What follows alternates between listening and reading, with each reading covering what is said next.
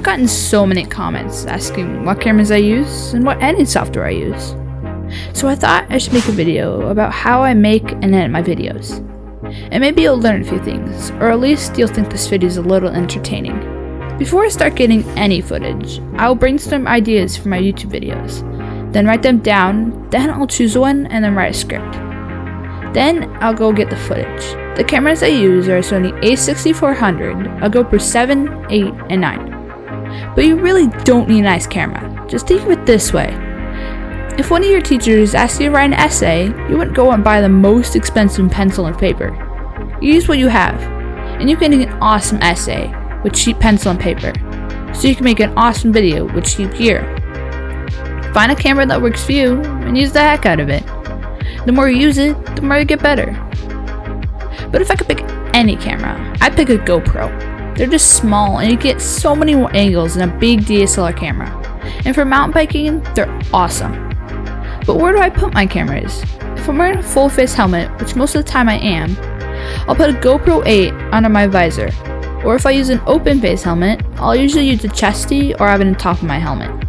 And every time I use a GoPro, I'll use a wind slayer.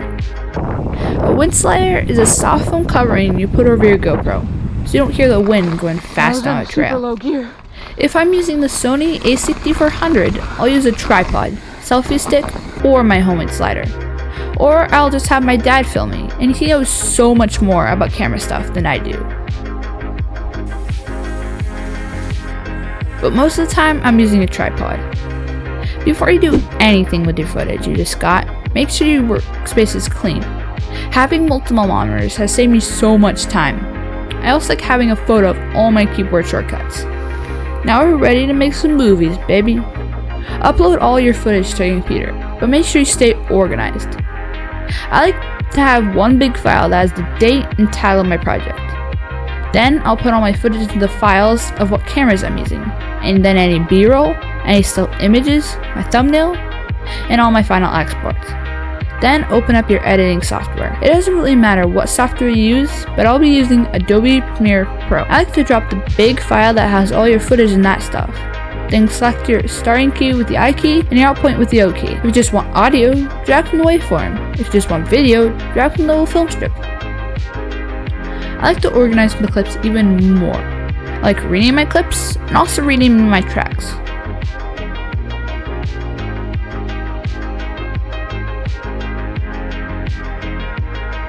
A lot of the other YouTubers like to drag in their footage all at once and like building their story from there. But I like to just find the clip I want and drag it in one at a time.